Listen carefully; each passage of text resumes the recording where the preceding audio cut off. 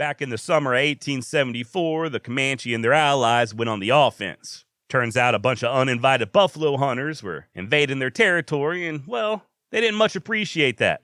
This turn of events would lead to the Second Battle of Adobe Walls and the Red River War, a conflict that saw Colonel Ronald McKenzie and the U.S. Army crisscrossing the Llano Estacado in order to finally defeat the Comanche for good.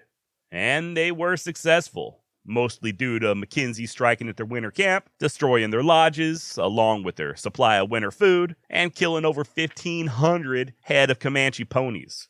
Without provisions or shelter for the winter, and especially without their lifeblood, the horses, these lords of the southern plains were, effectively, defeated. By June of 1875, Quanah Parker and the last of the holdouts surrendered at Fort Sill, and that was it. The Comanche were on the reservation, the buffalo were mostly gone, and all that prime real estate was free for the taking.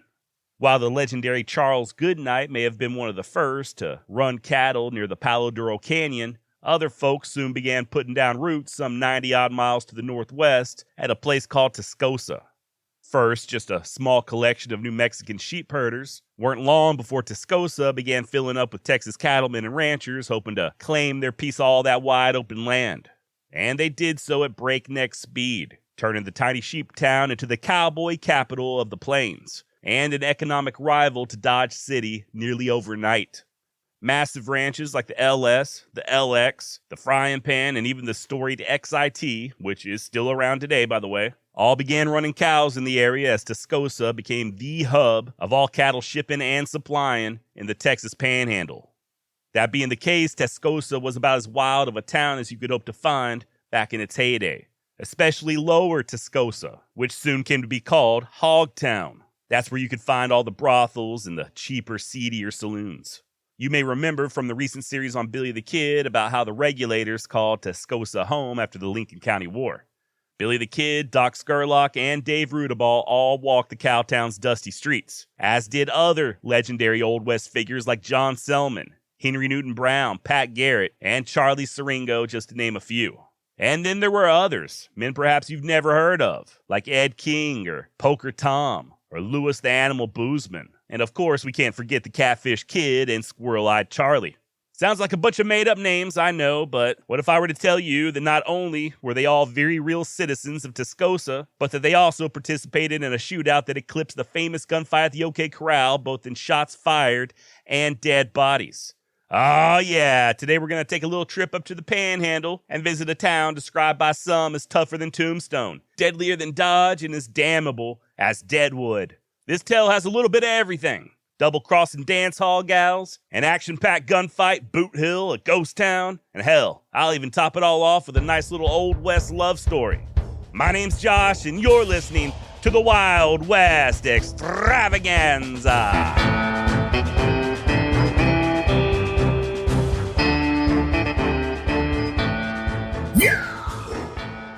The LS Ranch got its start in 1880 when an old boy from Kansas named Lucian Scott purchased over 35,000 acres in the newly settled Texas Panhandle. Not long thereafter, he went into business with cattleman William McDowell Lee, and by 1883, the ranch had nearly doubled in size.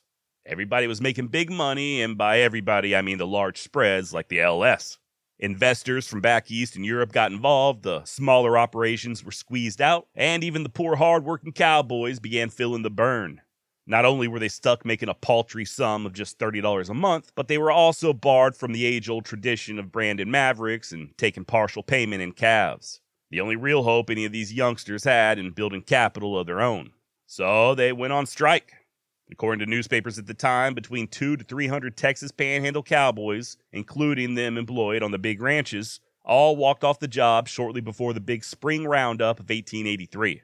They posted a list of demands, most of which were calling for a substantial raise in pay, and cautioned that anybody who ignored these stipulations would suffer the consequences. Oh my. Ultimately, the whole thing didn't amount to a hill of beans. The striking cowhands soon ran out of money and were forced to return back to their employers, 10-gallon hats in hand. Them that would take them back, that is. Many of the out-of-work cowboys soon found themselves blacklisted and unable to find work within several hundred miles. So some of them just took out their frustrations on their former bosses. Fences were cut, livestock was stolen, and pastures were burned. Hell, one group of out-of-work cowboys even took to calling themselves the Get Even Cattle Company. Now, how much of this rank thievery and mayhem truly occurred is somewhat contested, and the strike, as well as its aftermath, were largely blown out of proportion by the newspapers. That said, there was enough of a problem with stolen livestock for the big spreads, namely the LS, to bring in some outside help. And who better to call than the former sheriff of Lincoln County, New Mexico himself, Pat Garrett. Still high off his reputation as being the man who killed Billy the Kid, Garrett signed on at $5,000 a year, over $150,000 in today's money, and formed what was called the Home Rangers. Now, I'm not certain how official this group was.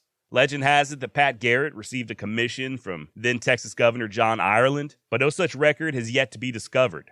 So whether or not they were officially official, or this was just sort of a wink and nod type of deal, either way, I'm pretty positive that Garrett and the LS Ranch had the full approval of the Texas government. With that in mind, I do think it's important to point out that these guys were not Texas Rangers, despite using the name Ranger in their title. According to historian Leon Metz, many of the smaller ranchers and homesteaders, thinking that these developments were just a way for the big cattlemen to take over the entire country, started to sneeringly refer to Garrett's outfit as the LS Rangers. And they might have been onto something, as the Rangers' ranks were packed with LS employees, some of whom coincidentally had been with Garrett over at Stinking Springs when he arrested Billy Bonney and Rudaball and them others. Hell, Jim East, the sheriff of Oldham County, where Tascosa is located, was also a former deputy of Garrett's, and he flat out warned Pat about these new recruits, saying that he didn't want nothing to do with them. And I reckon Pat, to his credit, soon came to the same conclusion. Garrett quickly caught on to the fact that he was basically being paid to kill folks for the big outfit, as opposed to bringing them to trial, so he simply handed in his papers and the LS Rangers were disbanded. But they didn't just go away. Like I said earlier, most of them worked for the LS Ranch, and they continued to do so even after Garrett's departure. And even though they were no longer officially quote-unquote Rangers, that didn't stop them from trying to throw their weight around. And oh boy, throw it around did they, albeit mostly in Tascosa's various saloons and gambling establishments.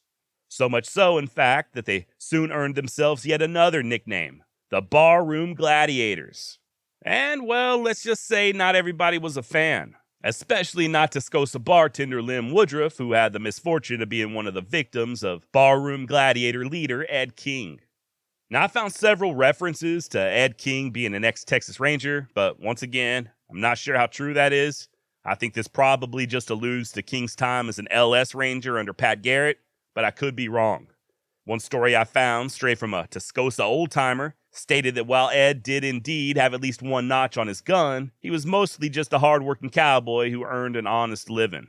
Problem was, when King got all liquored up, he was, quote, easy on the draw, and didn't mind going on the offense. And not only had King recently stolen the aforementioned Lim Woodruff's girlfriend, a dance hall gal by the name of Sally Emery, but he also took to openly mocking the bartender, calling him Pretty Lim, slapping him on the face, and get this, even forcing Woodruff to call him daddy. Woo! There's only so much abuse a man's willing to take, though, right? And I'm pretty sure being forced to call another grown man daddy is getting right to that tipping point. And sure enough, Lim Woodruff was about to teach Ed King a lesson in manners that he wouldn't live long enough to forget. And it all came to a head in the still dark early morning hours of March 21st, 1886. Ed King and a few of his buddies, Johnny Lang, Frank Valley, and Fred Chilton, had themselves a real good time over at Hogtown before headed back into Tascosa proper at around 2 a.m. They tied their ponies up at the Equity Bar and began to head inside. All of them except for Ed King, that is. Little Miss Sally Emery had just finished her shift over at Jenkins Saloon, and the two were headed back to her place for a little early morning rendezvous. As it turns out, Ed wouldn't make it. Right about the time that Chilton, Lang, and Valley were disappearing inside the Equity, somebody held King from the shadows. Stepping forward to investigate, Ed was rewarded by a bullet slamming square into his face. He falls to the dirt, Sally Emery screams and takes off running, and sure enough, here comes Lim Woodruff, emerging from the darkness with a smoking Winchester in his hands.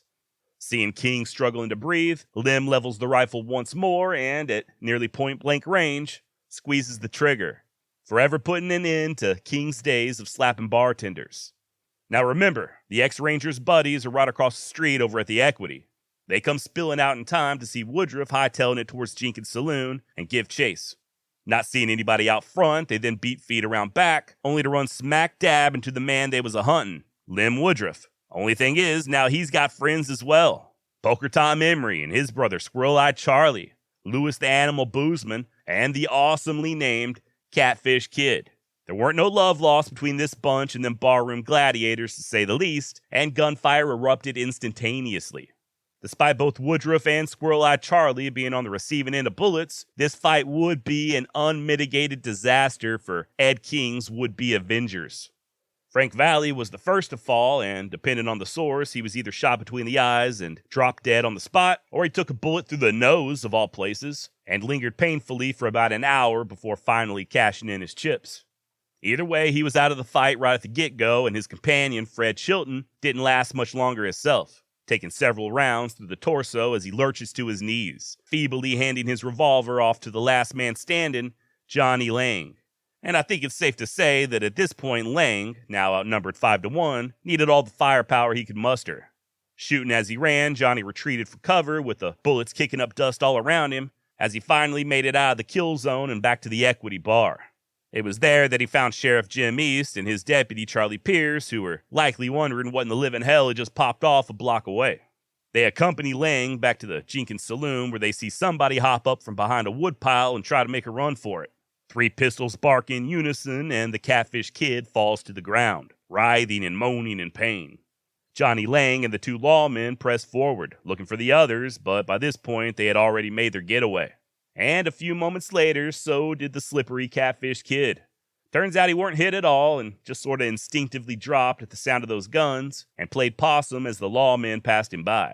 As soon as they turned their backs, he was gone as well. And thus ended what's now known as the big fight at Jenkins' saloon. Like I said, Squirrel-Eyed Charlie and Lem Woodruff were wounded, but they would ultimately pull through. Johnny Lang never received a scratch, but all 3 of his buddies, Ed King, Frank Valli, and Fred Chilton, were buried at Tascosa's Boot Hill the following day. Hey, real quick, let's hear from this episode's sponsors. All right, welcome back. Now, despite Woodruff and them others escaping into the night, they would all soon be arrested and charged with murder. The first trial resulted in a hung jury, and the second saw all 5 acquitted. And for the most part, they all stayed out of trouble for the rest of their lives, at least as far as I could find. Except, of course, for the Catfish Kid. I mean, with a name like that, it's hard not to get into trouble, right? Now, obviously, that wasn't his real name. It was John Go, and he was, by all accounts, a troublemaker of the first order.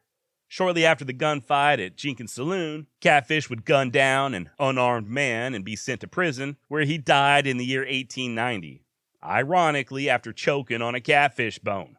Squirrel-Eyed Charlie Emery would be next, passing away in 1897. By the way, that wasn't his real name either. It was apparently Charles Arnhem.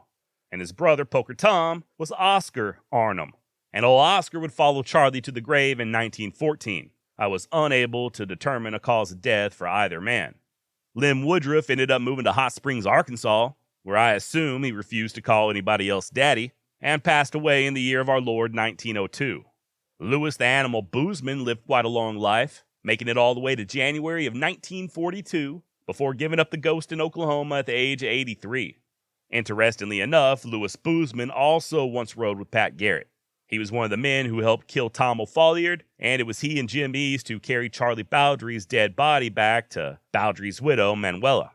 And surviving all of them would be Johnny Lang. He'd go on to become a marshal in Amarillo, take part in the Klondike Gold Rush in Alaska and Canada, serve in the Philippines during the Spanish-American War, and even get involved in politics as the mayor of Haines, Oregon, before finally crossing that veil on April 4th, 1942. And by the way, I was joking about the Catfish Kid choking on a fish bone. He really did die in prison in 1890, but it was due to tuberculosis. Now, I know what you're thinking. What about that dance hall girl, Sally Emery, a.k.a. the Helen of Tascosa? Well, despite her yelling and running away as her boyfriend Ed King was murdered, Sally was most certainly no wilting flower. A few years prior to the big fight, a cowboy by the name of Bill Gibson, once again an alias, his real name was Frank Norwood, rode into Hogtown looking to spend some of his hard-earned money on whiskey, women, and fun. Bartender John Malley happened to notice the cowpoke flashing money around, so he sent in Sally Emery to soften the mark up.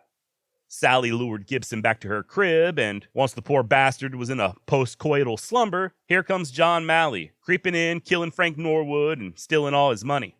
A few months later, the victim's brother, Ed Norwood, rides into town and likewise begins flashing money around. And he too was seduced by Sally Emery, or so it seemed. Truth be told, Ed knew exactly what had happened to his brother, and he was planning on exacting some good old-fashioned revenge. Norwood laid there in Sally's bed for hours, pretending to be drunk, as he waited for John Malley to arrive. Finally, weary of waiting on the bartender, Ed just got up out of Sally's bed, sashayed on over to the dance hall, and put a bullet straight into Malley's chest, right in front of everybody. And thus another addition was added to Boot Hill. Unfortunately, I was unable to find out any more on Sally Emery. I have no idea what her origin story was or whatever became of her. Apparently, Sally just faded away into history, much like the town of Tascosa itself. First, the railroad passed them by, causing many of the citizens to pack up and move. And then, in the winter of 1886 and 87, you had a cattle-killing blizzard known as the Big Die-Up, which bankrupted many of the area ranchers. Today, although home to an organization for at-risk youth, not much remains of old Tascosa. You can still visit the courthouse, which is now the Blevins Museum, and there's even some remnants left of the old stone sheep pens built by Tascosa's very first inhabitants. And yes, you can visit Boot Hill, where the graves of Ed King and his pals are still plainly visible, as are many of the dozens of others who came to a premature end there at the cowboy capital of the plains. And dead though the town may have been by the turn of the century, the same could not be said for the love between a gambler and a certain dance hall gal with a heart of gold by the name of Frenchie McCormick. Not her real name, but at this point, who the hell's keeping tabs? Now, Frenchie first came west as a teenager and fell in love with a gambler by the name of Mickey McCormick in some smoky old saloon over in Mobeetie. The two lovebirds migrated further west to Tascosa and began working in the various saloons and gambling joints of Hogtown, where, according to Mickey, he always won at cards when Frenchie was by his side. They both lived there in Tascosa during its wild days. They both knew Billy the Kid. They were there during the big shootout, and they were both there when the railroad bypassed the town and its eventual decline. And although Tascosa began to crumble, their love for each other did not. The gambler, Mickey McCormick, died there in 1912, and once everybody else finally left town, Frenchie stayed on, by herself. Said she couldn't bear to be too far away from her man. For over 27 years, Frenchie McCormick remained in Tascosa, all alone. No running water, no electricity. Until 1939, with failing health, she finally allowed herself to be moved under one condition, that after her death, she be brought back and buried right next to Mickey. And she was. After passing away in 1941, somewhere around the age of 90, Frenchie and Mickey were reunited once again. And I guess that's about all I've got on Tascosa and the big fight at Jenkins Saloon. One thing to note, the version of the gunfight I recounted in today's episode is not the only version. What else is new? I think the same could be said of every single fight we've ever covered here on the Wild West Extravaganza. Now, if you have any further information, anything I didn't cover in this episode, if you're an expert on all things Tascosa, please don't hesitate to hit me up, josh@wildwestextra.com. And also just email me if you want to say hi. If you've got any complaints, topic suggestions, whatever, hit me up. This episode was a listener-suggested topic, by the way, so keep those coming. I'd give a shout out to the guy that suggested it, but I lost the email and I can't remember his name. So thank you, Mystery Man. And thanks to listener Jeanette, who wrote in with the following question. Josh, are you familiar with the music of Charlie Crockett? I think you would enjoy it. And yes, Jeanette, I am familiar. And yeah, I think his stuff is great. If you've never heard of Charlie Crockett, the guy makes, I guess you could call it country music. It's like old school country music with a lot of soul. I'll put a link in the show notes to one of my favorite songs of his, a little ditty called Painted Blue. And yeah, Charlie apparently is some sort of distant relative of the late great Davy Crockett. I don't really talk about music much here on the Wild West Extravaganza, but I have some very wild variations in taste. I pretty much listened to nothing but punk rock when I was a kid. Then when I was around 16, I discovered Johnny Cash. And that opened up a whole new world. Nowadays, depending on my mood, you can catch me listening to Eminem 1 minute and Willie Nelson the next. I do tend to lean more towards the singer-songwriter stuff, though. Guys like John Moreland and Roger Allen Wade. I tell you what, if there's any interest whatsoever, I'll try to create a Wild West Extravaganza playlist on Spotify. Email me or leave a comment. Let me know if that's something you'd be into. Also, let me know what songs you think should definitely make the cut. I'll try to make it happen. All right. Huge shout out to Ron and Tim, who were both very generous recently with their donations via Buy Me a Coffee. If you find value in the Wild West Extravaganza, if it brings you joy, if it entertains or educates you, and you would also like to contribute to the cause, you can do so by visiting buymeacoffee.com/Wild West. Link in the show notes. Also, a big shout out to everybody supporting the Wild West Extravaganza on Patreon. Thank you. Patreon.com/Wild West Extra is where you can find the entire back catalog of the Wild West Extravaganza and access it all 100% ad-free. It's really easy. You can add the RSS feed to whatever podcast app you already use, and bada bing, bada boom. You're good to go, homeboy. Till next time, just stay away from girls named Sally. Trust me on that one. Adios.